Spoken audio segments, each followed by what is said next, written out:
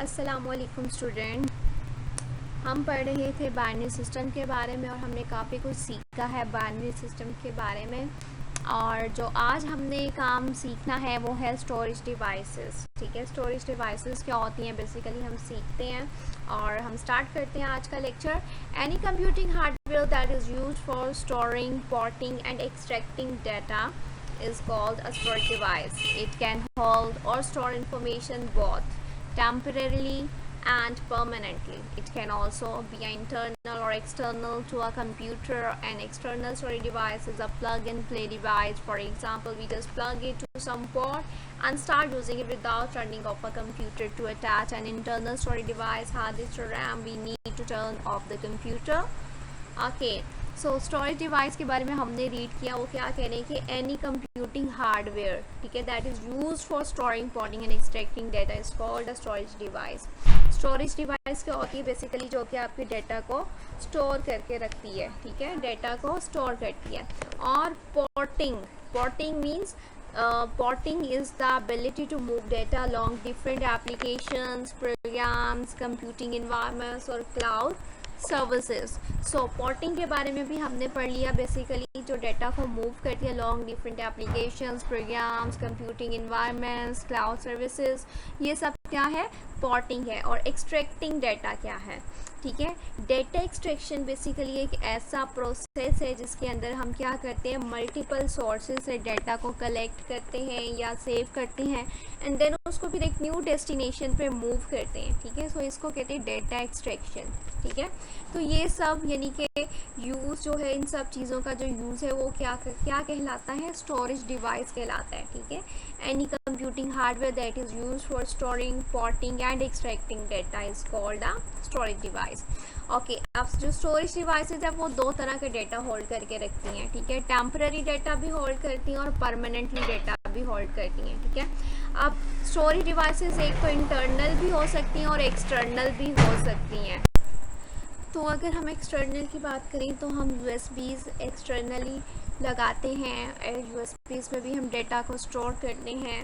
उसके अलावा कंप्यूटर की अपनी भी मेमोरी होती है, हार्ड डिस्क होती हैं, हार्ड डिस्क में डेटा स्टोर करते हैं। उसके अलावा यूएसबीज़ हैं, फ्लैश ड्राइव्स हैं, ये सब डेटा को स्टोर करती हैं।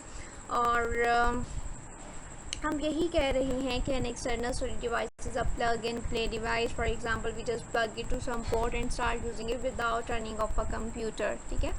अगर हम एक्सटर्नली लगाते हैं तो एक्सटर्नली हम तभी यूज़ कर पाएंगे जब ऑब्वियसली हम कंप्यूटर को टर्न ऑफ नहीं करेंगे। जब तक कंप्यूटर टर्न ऑन रहेगा तो हमारा जो यूएसबी का सिस्टम है वो ऑन होगा और यूएसबी पे हम डेटा को स्टोर कर पाएंगे, ठीक है।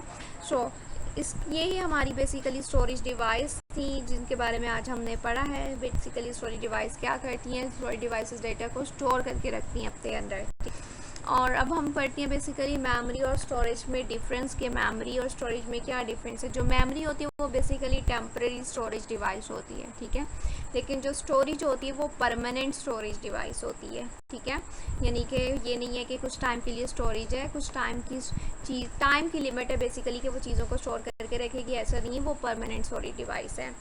ओके, जो मेमोरी होती है वो लेसर इन साइज़ होती है, जबकि जो स्टोरेज होती है वो ग्रेटर इन साइज़ होती है, यानी उसका साइज़ ग्रेटर होता है जबकि मेमोरी का साइज़ लेसर होता है। ओके, जबकि memory high accessing speed provide करती है जबकि स्टोरेज जो सी है वो लो एक्सेसिंग स्पीड प्रोवाइड करती है हमें। तो ये भी एक काफ़ी बड़ा बिग डिफरेंस है कि एक हाई है और एक लो है। और जो मेमोरी होती है बेसिकली वो प्राइमरी स्टोरेज होती है, प्राइमरी मेमोरी होती है, जबकि जो स्टोरेज होती है वो सेकेंडरी मेमोरी होती है, ठीक है। सो स्टोरेज को हम सेकेंडरी मेमोरी भी कहते हैं और मेमोरी को हम बेसिकली प्राइमरी मेमोरी भी कहते हैं, ठीक।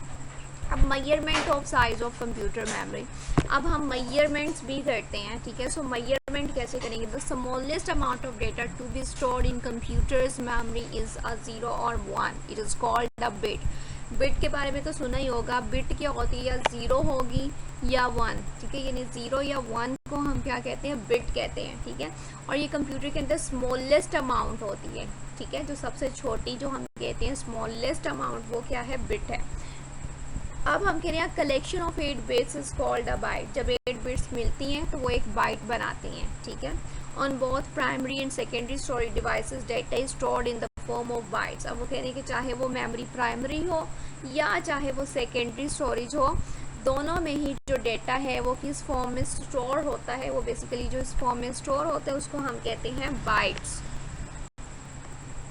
अब कंप्यूटर मेमोरी की मेजरमेंट्स की गई हैं, ठीक है। 1 bit is equals to binary digit and 8 bits is equals to 1 byte. अभी हमने पढ़ा कि 8 बिट्स मिलेंगी तो 1 बाइट बनेगा, ठीक है। और अगर 1024 बाइट्स मिलेंगी तो 1 किलो बाइट बनेगा, ठीक है। और अगर 1024 किलो बाइट्स मिलेंगे तो वो 1 मेगाबाइट बनेगा, ठीक है।